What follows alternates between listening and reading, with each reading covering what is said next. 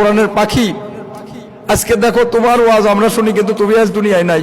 আজকে আমি কোরআনের পাখি আল্লামা দেলোয়ার হোসেন সাঈদী হুজুরের বাড়িতে গেলাম। গতদিন 220 জন নিয়ে প্রায় এরকম নিয়ে গেছি আমরা।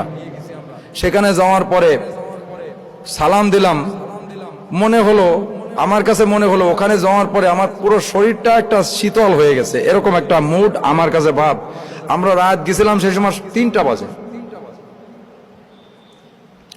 যাওয়ার পরে ওনার রওজাটা জিয়ারত করলাম, অনেকক্ষণ ধরে দাঁড়ায় থাকলাম এবং ওনার ওয়াজ চালায়, বিশেষ করে অনেকে ওনার ওয়াজ চালিয়ে উনি যে সুন্দর সুন্দর ওয়াজ করছেন এটা চালিয়ে ওনার ওই কবরের সামনে যে চোখের পানি ছেড়ে দিয়ে কাঁদতেছেন আর ওয়াজ শোনাচ্ছেন ওনাকে।